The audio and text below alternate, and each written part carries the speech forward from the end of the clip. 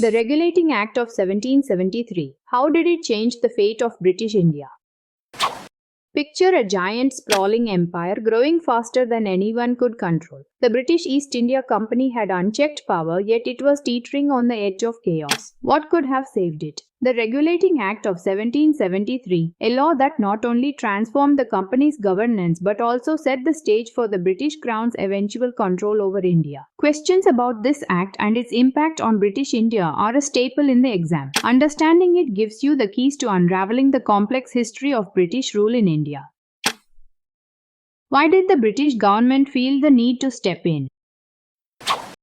To understand the importance of the Regulating Act, we must first ask, why did the British government intervene in the affairs of the East India Company? By the 1770s, the East India Company had become much more than a trading company. It was ruling vast territories in India with its own army, its own bureaucracy, and enormous economic power. However, internal chaos and mismanagement were threatening its dominance.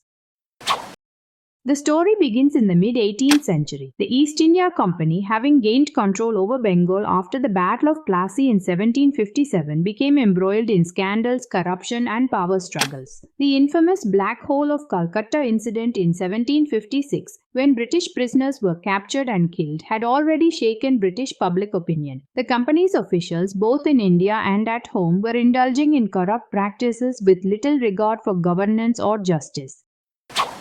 As the company grew in power, the need for regulation became apparent. The British government, under increasing pressure to address corruption and inefficiency, had to step in. The Regulating Act of 1773 was the government's attempt to restore order and bring the East India Company under more direct supervision.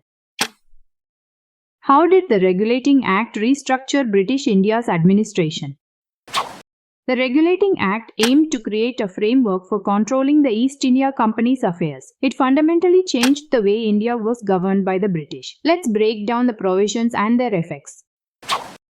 1. What was the role of the Governor-General of India? One of the most important features of the Regulating Act was the creation of the position of Governor-General of India. Before 1773, each British presidency in India, Bengal, Madras, and Bombay was managed separately. There was no central authority coordinating the activities of the company in India. The Regulating Act created the position of Governor-General, initially held by Warren Hastings, who was given the responsibility of overseeing the administration of all three presidencies. The Governor-General was given authority to make decisions on matters of general policy and administration across the entire subcontinent, a significant shift in how the company governed India.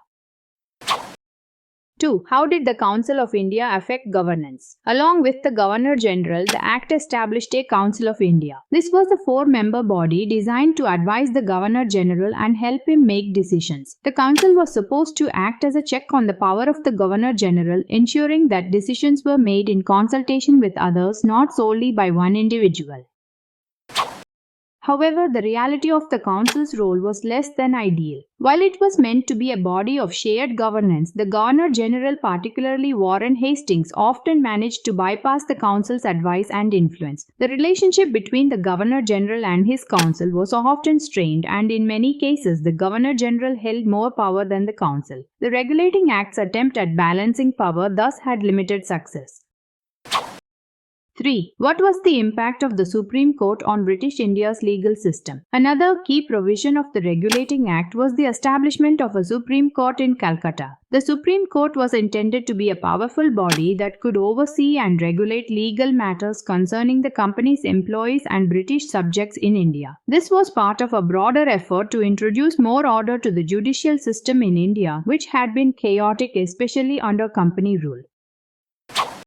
The court was supposed to ensure that company officials were held accountable for their actions, but there were several issues. The court lacked the authority to challenge the company's political actions, and its jurisdiction was limited in scope. British officials often resented the interference of the court in their affairs, and there was constant tension between the company's policies and the court's attempts to assert authority. In many ways, the establishment of the Supreme Court represented the British attempt to impose their legal system on India, a move that would have profound implications in the years to come. 4. How did the Regulating Act affect the company's monopolistic trade powers? One of the most significant areas of the Regulating Act was its attempt to regulate the company's trade practices. The East India Company had been granted a monopoly on trade with India, and this was a source of immense wealth for the company. However, the British government began to fear that this monopoly was being mismanaged, particularly after the company's failure to handle the fiscal crisis in Bengal. The Act did not remove the company's monopoly, but it placed tighter controls on its trade activities. A group of commissioners was appointed to oversee the company's finances and trading practices with the aim of curbing corruption and ensuring that the company was not squandering its resources. These reforms were designed to restore public confidence in the company's financial management, but they also marked the beginning of a decline in the company's absolute control over India. What were the shortcomings of the Regulating Act? Despite its ambition, the Regulating Act of 1773 had several shortcomings. Let's explore these critical issues. 1. Did the Act actually reduce corruption? One of the primary goals of the Regulating Act was to reduce corruption within the East India Company. The establishment of the Supreme Court, the creation of a council, and the appointment of commissioners to oversee trade were all meant to curb the rampant bribery and mismanagement that characterized company rule. However, the Act was only partially successful. The structure of the East India Company remained fundamentally the same, and while it introduced checks and balances, the enforcement of these rules was weak. Many officials continued to exploit the system for personal gain. Moreover, the power of the Governor General and his council often clashed, making it difficult to create a truly accountable system. 2. Did the Regulating Act mark the end of the company's political power? The Regulating Act did not immediately end the East India Company's political power in India. While the creation of a central governor-generalship and the establishment of a Supreme Court marked significant changes, the company still maintained substantial influence over Indian territories. It was not until later reforms such as the Pitt's India Act of 1784 that the British government took more direct control. In fact, the Regulating Act merely set the stage for further regulation, but the real shift in power came in the early 19th century when the Crown assumed control after the company's disastrous rule. How did the Regulating Act of 1773 shape the future of British India?